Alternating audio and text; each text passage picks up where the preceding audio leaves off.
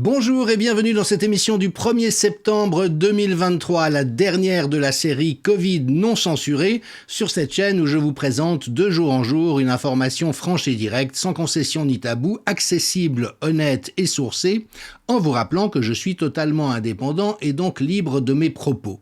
Nous arrivons en effet à la fin de cette série. À travers 40 épisodes, j'ai revisité pour vous, avec vous, toutes les différentes facettes de cette affaire qui nous occupe pour faire un travail d'inventaire, utile bien sûr dans la durée, mais également à court terme. Certaines personnes m'ont dit, mais à quoi bon revenir sur cette crise Covid qui est maintenant terminée? Et on voit effectivement avec l'automne 2023 qui se présente qu'elle n'est pas du tout terminée, et surtout que les mêmes ressorts qui ont été utilisés vont à nouveau l'être, ou en tout cas les élites au pouvoir vont tenter de les utiliser à nouveau, et donc tout l'effort de lucidité, de mise en lumière et de résistance que nous pouvons faire est bon à prendre. Cela dit, dans ce 40e épisode, nous arrivons à la question la plus importante. Dès lors que nous avons montré qu'il s'agissait de crimes d'État contre les démocraties et les populations, et même de crimes contre l'humanité, qui sont les criminels? Et c'est ce que nous allons voir au cours de cette émission, qui sera aussi un peu plus longue qu'à l'accoutumée, étant donné le volume et la densité d'informations à traiter. Alors, rappelons brièvement, si besoin était, que nous sommes dans une opération d'ingénierie sociale systémique. The Guardian vient de republier un article absolument détestable, basé sur une recherche publiée par la Royal Society, disant de manière absolument sans équivoque, nous avons la preuve que les confinements et les masques étaient réellement utiles. Alors, ça contredit toute la bonne science qui existait avant la crise, qui a été produite pendant la crise et qu'on peut consulter aujourd'hui. C'est évidemment basé sur des modélisations de l'Imperial College qui sont toujours fausses et qui ont servi à tout et n'importe quoi, si ce n'est à mettre en lumière la vérité. Et donc vous voyez que The Guardian, qui est un média abondamment financé par Bill Gates, qui est sa tête de pont dans l'espace de communication britannique, eh bien embouche la trompette. Et donc les Covidés qui ne sont pas conscients de la corruption des médias et de la production scientifique, vous voyez, font comme nous faisons tous, c'est-à-dire cherchent avant tout la confirmation de ce à quoi ils croient déjà. Nous avons tous tendance, et c'est un biais auquel il convient d'être vigilant, d'écarter ce qui vient déranger nos convictions ou nos certitudes, et au contraire de boire comme du petit lait tout ce qui les renforce, même si c'est de mauvaise qualité. Et donc nous en avons, hélas, un exemple de plus, mais donc avec des gens qui, n'ayant été biberonnés qu'aux médias mainstream et à la science frauduleuse, ont perdu tout ancrage dans la réalité et toute compétence à distinguer, à discriminer entre ce qui est valable et ce qui ne l'est pas, ce qui est vrai de ce qui ne l'est pas. Et donc, j'aime beaucoup les dessinateurs de presse qui résument en quelques traits de crayon l'essentiel. Vous voyez, quoi de faux aujourd'hui? C'est-à-dire que tous les gens qui sont restés dans le confort de la doxa ne sont convaincus que du faux. Et ça, évidemment que ça a été organisé de manière magistrale, mais avec tellement de moyens à disposition et une telle masse dans le déferlement de la propagande, que bon, évidemment que si vous avez 12 000 éléphants de combat contre une tribu qui a juste des saguets et des massues pour se défendre, ce n'est pas très difficile de faire un carnage. Deuxième élément, bien sûr, dont il convient de se rappeler, c'est que nous avons fait face à une dérive totalitaire, vraiment dans le sens le plus pur du terme. Alors j'ai mentionné récemment les étapes du génocide. On a vu aussi dans les épisodes précédents toutes ces paroles haineuses et totalement déshumanisées qui ont été adressées aux anti-vax, aux anti-masques, voilà, toutes ces étiquettes imbéciles qui ont été sorties. Et toujours avec cette idée, par exemple, de nouveau Conspiracy Watch qui a fait un travail venimeux par rapport à l'intelligence. Donc aux yeux de Rudi Reichstadt, le complotisme, mais évidemment qu'il est incapable de le définir vu que ça n'existe pas sous la forme où il la fantasme, met la démocratie en péril en ruinant toute possibilité d'un monde commun. Donc, vous voyez, qu'est-ce qu'on fait des nuisibles, comme l'ont appelé d'autres auteurs ? Eh bien, si on regarde les 10 étapes du génocide telles qu'elles ont été formalisées pour comprendre les processus de cet ordre du passé. C'est une échelle qu'on doit à Gregory Stanton, président fondateur de Genocide Watch. Il dit il y a 10 étapes dans un génocide. La première, c'est la classification. On étiquette les gens, on divise. Il y a les gens dociles et il y a les antivax et les complotistes. Les personnes sont forcées de s'identifier. Donc, on a des QR codes où on doit dire à quel camp on appartient. Dès lors, une discrimination se met en place contre les personnes stigmatisées. Elles perdent des droits. On l'a quand même observé. La déshumanisation, elles sont identifiées à des animaux ou à une maladie. Raphaël Enthoven a parlé de monstres, de zombies. Il dit, vous êtes des assassins en puissance, vous êtes vous-même le virus.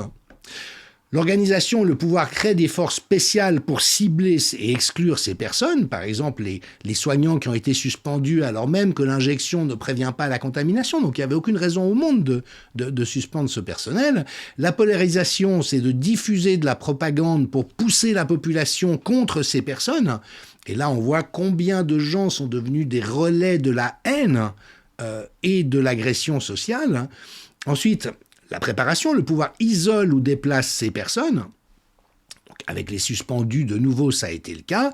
Persécution, début des vols de propriété de ces personnes, meurtre, lynchage.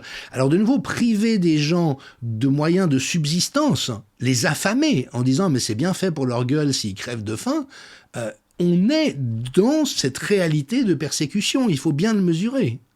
Et effectivement, les 2 dernières étapes qui n'ont pas été franchies pour l'instant, c'est l'extermination. Le déni, ça oui, c'est-à-dire que le pouvoir nie évidemment avoir commis ces crimes. Donc vous voyez, il y a vraiment une mécanique totalitaire génocidaire qui s'est enclenchée. Évidemment que c'est paradoxal que M. Reichstadt, payé entre autres par l'État français et M. David de Rothschild, dont l'œuvre soi-disant est là pour empêcher que les horreurs du passé se reproduisent, a été la cheville ouvrière de la reproduction du pire, mais d'une manière où évidemment il a totalement perdu toute conscience pour pouvoir le mesurer. Et tout ça, bien sûr, au sein d'une opération soigneusement orchestrée. Nous avons vu, selon l'enquête de Politico et d'Ivell, comment Bill Gates a été à la manœuvre de la réponse sanitaire mondiale. Il n'a aucune compétence dans le domaine, à part l'argent dont il dispose pour acheter les uns et les autres. Et puis que ça a été une objection de pas mal de personnes. Mais si ce que vous dites est vrai, pourquoi la même réponse aurait-elle adopté dans tous les différents pays ? Pour une raison très simple, c'est que M. Gates et ses comparses ont acheté tout le monde dans tous les différents pays et que le cabinet McKinsey, de sinistre mémoire présente, était à l'œuvre dans plus de 60 pays différents en imposant les mêmes mesures totalement absurdes sur le plan sanitaire. Et donc, nous savons aujourd'hui, bien sûr, que ce que nous avons vécu n'avait rien à voir avec une épidémie quelconque et des réponses sanitaires, comme l'a souligné le psychiatre Breggin, j'en ai parlé dans une récente émission, le vrai plan, mais qui existe depuis très longtemps, vise à réorganiser le monde au nom de la santé publique. Pourquoi ?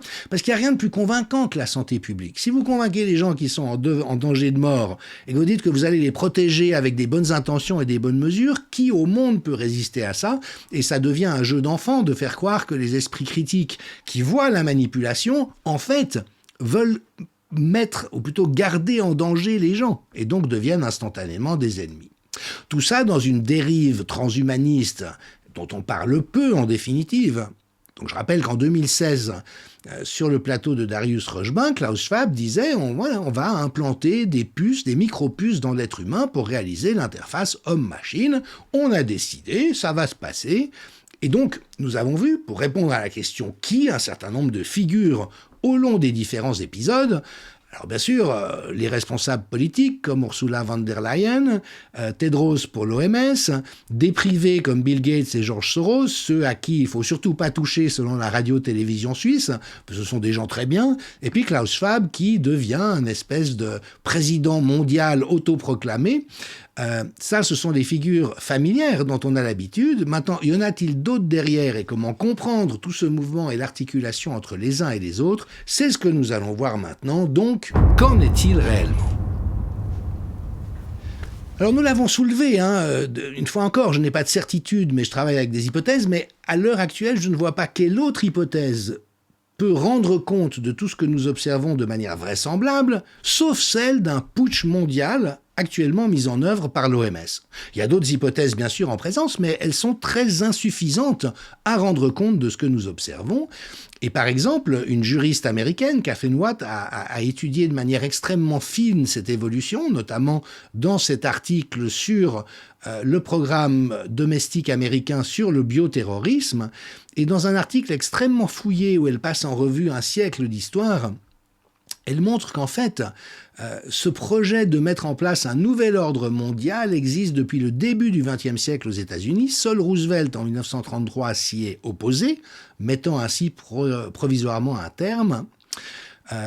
On sait comment le département de la santé américain, avec le docteur Anthony Fauci, a eu des liens structurels avec l'ensemble des compagnies pharmaceutiques, pour lesquels il a créé des marchés de cocagne, mais aussi avec le département de la défense en lien avec les risques de guerre biologique et bioterroristes, et c'est de là qu'ont été fabriqués le SARS-CoV-2 et l'injection à ARN messager. Et donc, Katherine Watt considère que l'OMS est la pierre angulaire de tous ces dispositifs, et en disant ça n'est pas une organisation de santé, ça n'est plus une organisation de santé, mais c'est une organisation militaire. C'est en fait devenu le bras militaire du gouvernement mondial unique que les élites essayent de mettre en place. Et nous avons effectivement des indices de cela. Par exemple, la présidente du Conseil européen de la recherche, dans une interview, a dit « Mais voyez, c'est ça qui est extraordinaire, de nouveau, ça n'est pas un complot, rien n'est caché, tout est dit ouvertement », a dit très clairement que les efforts visant à injecter l'ensemble de la population ne devaient pas être abordés comme une entreprise scientifique, mais comme une guerre. Je ne sais pas si on peut être plus clair.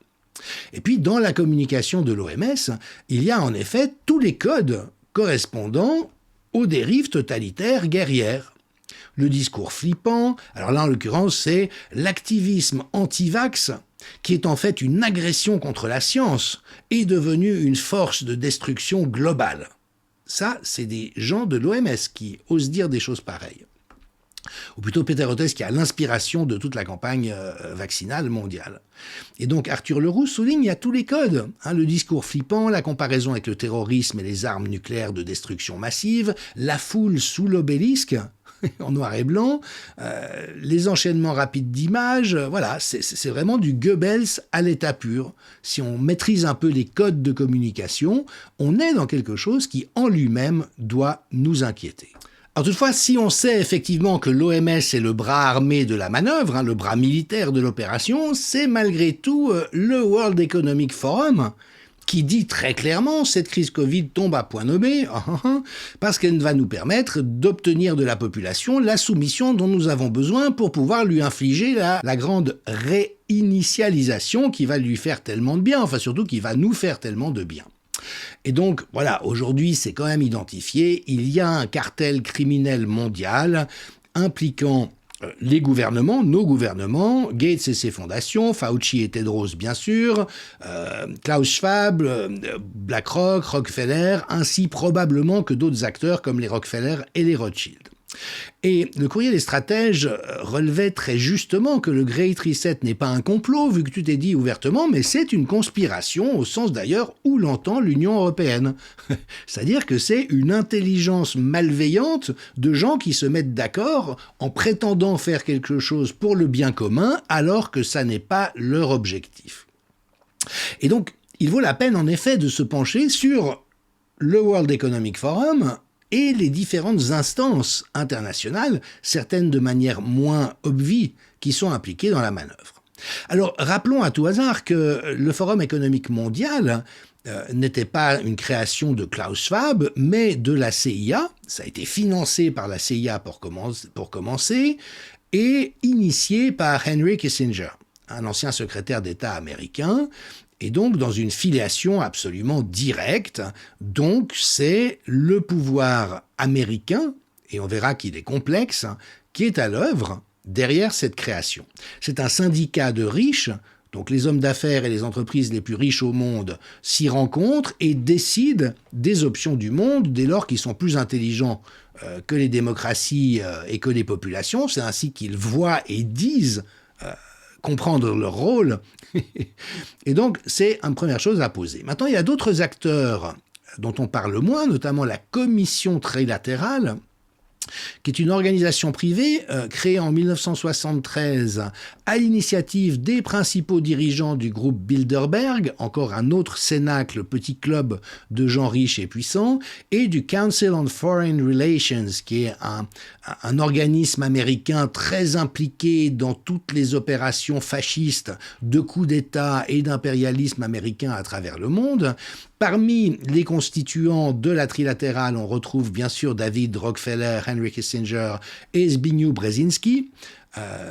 Et la trilatérale regroupe donc de 300 à 400 personnalités parmi les plus influentes au monde, du monde des affaires, de la politique, des arts, de la science, les décideurs, les intellectuels, ce qu'on appellerait les influenceurs aujourd'hui, de l'Europe occidentale, de l'Amérique du Nord, de l'Asie et du Pacifique.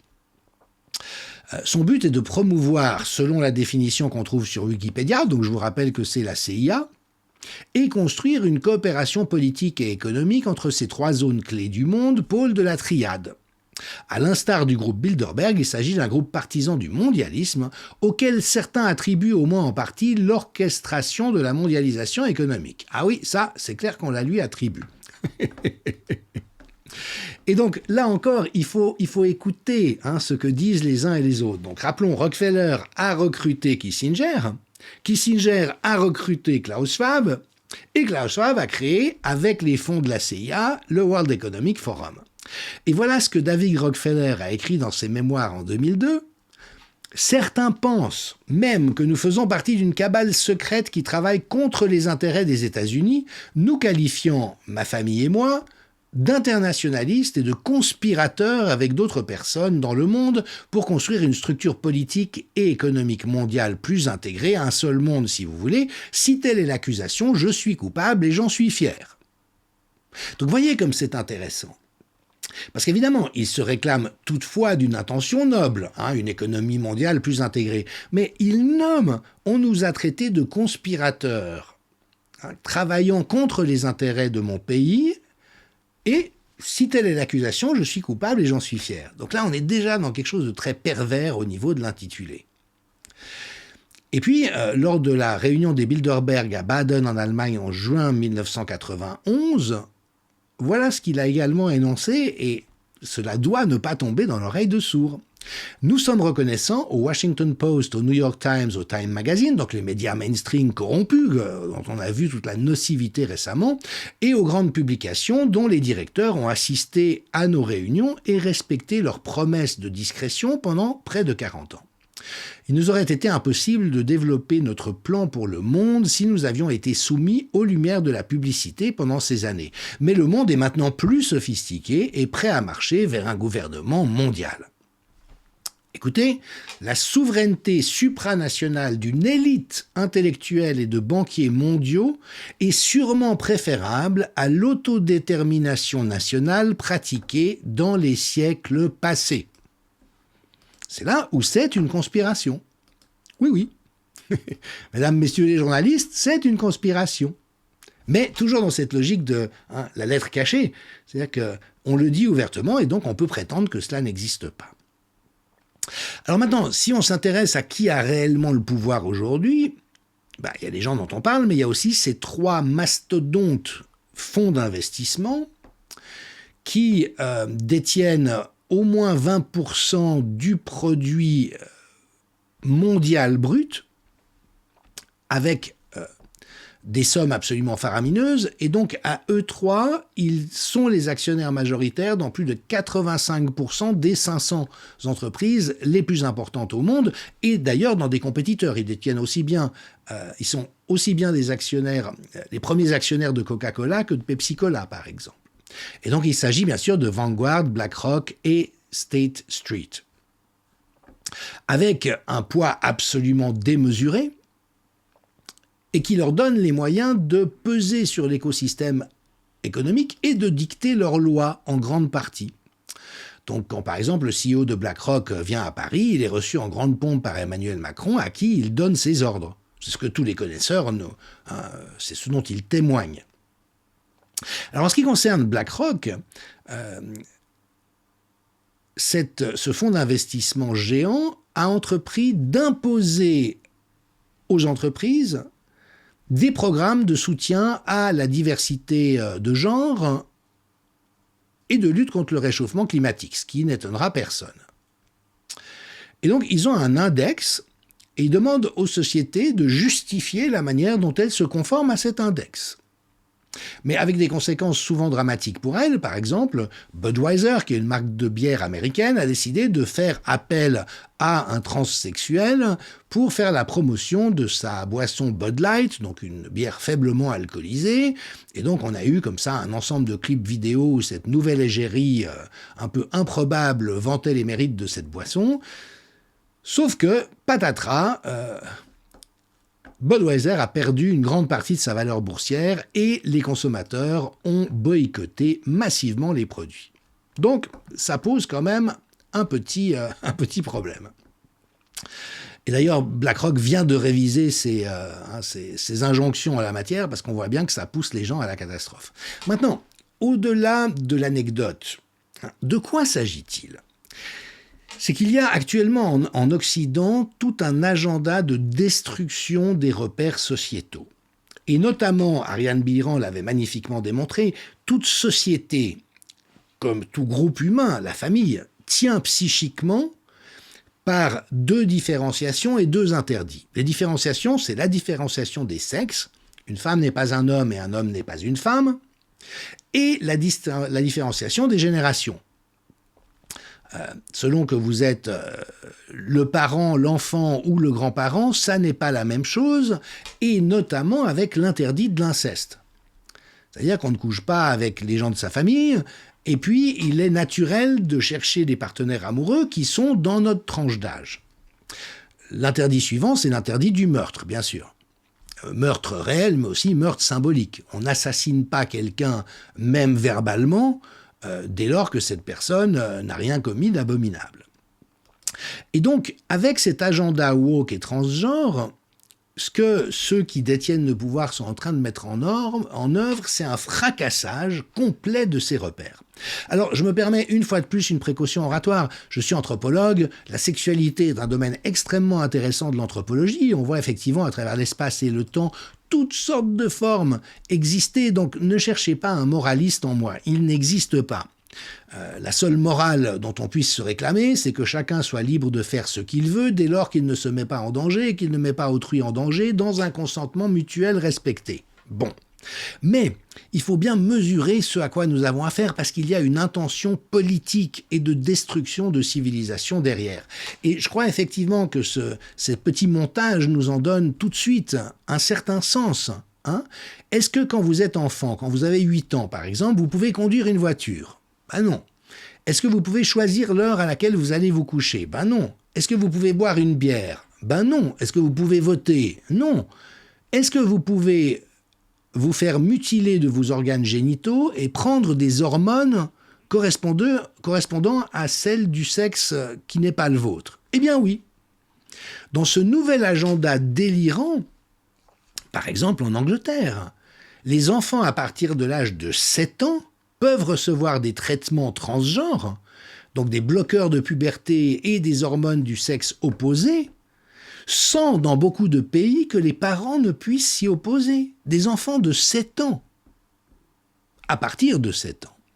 Et puis, il y a cette exposition à des contenus sexuels ou pornographiques.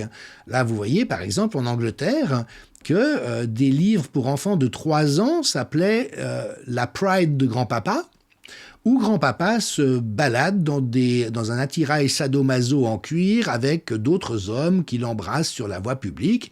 Et voilà, c'est une très bonne manière d'enseigner aux enfants la magnifique diversité de l'existence. Mais ça, de nouveau, c'est fracassant sur le plan du psychisme. Et donc il y a aujourd'hui toute une industrie de la transformation de genre qui procède à des mutilations abominables. Parce que si vous saviez comment est-ce qu'on crée un pénis artificiel pour une femme qui veut se sentir homme, on prélève des morceaux de chair de l'avant-bras qu'on charcute pour pouvoir créer un espèce de pénis artificiel qui, de plus, va devoir pouvoir se dresser à volonté, ce qui suppose encore d'autres aménagements. Et pour les hommes qui voudraient se sentir femmes, une fois qu'on les a émasculés, on crée une cavité avec un morceau de côlon. Oui, un morceau de côlon au niveau du périnée. Donc, comme c'est du côlon, ça sent mauvais. Il n'y a pas de flore bactérienne comme dans un vrai vagin. Le corps essaye désespérément de refermer cette ouverture. Enfin, on est vraiment dans quelque chose de gratiné. Et donc, à certains endroits, vous voyez, en Californie, un enfant qui se sent non respecté par ses parents dans sa volonté de transition de genre peut demander à voir sa garde confiée à d'autres personnes que ses parents et donc trouver une famille d'accueil. À 12 ans. Alors, je ne vais pas développer ça ici parce que c'est une question extrêmement complexe. Pour celles et ceux que ça intéresse, je vous réfère à ce magnifique entretien accordé par une spécialiste à Jordan Peterson, le psychologue de l'Ontario au Canada, qui raconte les origines de la théorie du genre, et notamment avec le professeur John Money à l'Institut Johns Hopkins. Et c'est une histoire mais monstrueuse, c'est un film d'horreur, c'est abominable, et ça a été totalement émasculé, si j'ose dire, pour être présenté comme quelque chose de respectable, et c'est ça qu'aujourd'hui, énormément d'universitaires et de médecins ont à l'esprit, mais sans du tout connaître la réalité de ce dont il s'agit. Et donc, on a cette exposition aujourd'hui d'enfants en bas âge à de la pornographie ou de la sexualité adulte, qui évidemment n'est pas du tout adaptée à leur âge et qui est ça crée une effraction, comme on dit, sur le plan psychique. Mais en plus, il faut vraiment mesurer une fois de plus. Vous voyez, l'expert de l'ONU en charge des droits des LGBT, affirme désormais que la liberté religieuse ne peut être tolérée que si les personnes religieuses adhèrent pleinement à l'agenda mondialiste, y compris l'idéologie radicale LGBTQ. Et donc on pourrait en venir à interdire les religions si elles ne respectent pas tout ce que nous sommes en train d'évoquer. Alors Becbédé, évidemment, avec son talent d'artiste, relève que les mots cancel culture ou wokisme cachent les termes véritables, censure, totalitarisme, stalinisme, révolution culturelle, maoïsme. Et toujours présenté comme un cheval de Troie. Mais les gens, les transgenres, ils souffrent tellement, il faut les accueillir. Et en ce qui me concerne, je ne suis pas pour l'intolérance ou le rejet de qui que ce soit, mais entre tolérer un épiphénomène rarissime et banaliser, généraliser, infliger cette forme de psychopathologie, parce que c'en est une, notamment aux enfants en bas âge, évidemment que ça n'est pas la même chose. Et donc, il y a tout un ensemble de forces qui travaillent en ce sens. Un autre grand soutien du transgenrisme, c'est évidemment les fondations Soros et sa fameuse société ouverte. Donc lui, ce qu'il veut, c'est complètement détruire les États-nations, les identités nationales, qui est plus qu'une espèce de soupe mondialisée, et qu'à l'intérieur de cette soupe, eh bien, par exemple, la question de genre soit complètement ouverte. Et il y investit ses moyens absolument phénoménaux. Sachant de surcroît qu'il corrompt. On a vu qu'il avait infiltré les juges de la Commission européenne des droits de l'homme, où 20 à 25% d'entre eux auraient des liens directs avec les différentes fondations de George Soros. Philippe de Villiers a révélé que plus d'une centaine de députés au Parlement européen sont financés par George Soros. Et donc, ce type a évidemment pris une place énorme avec un projet de société qui, chacun a le droit d'avoir un projet de société, mais ne correspond pas aux vœux des populations et que lui cherche à imposer par ses moyens d'influence. Et d'ailleurs, il a aussi relevé, le Covid-19 a contribué à légitimer les instruments de contrôle de la population, parce qu'évidemment que c'est un autre de ces grands dadas, comme tous les grands malades qui sont à la tête de fortunes monstrueuses. Alors, si besoin était, Confirmation Conspiracy Watch parle de la dangerosité des accusations de complot visant George Soros. Mais attendez, quand il achète des juges et des parlementaires, est-ce que c'est un complot de le révéler ou pas ?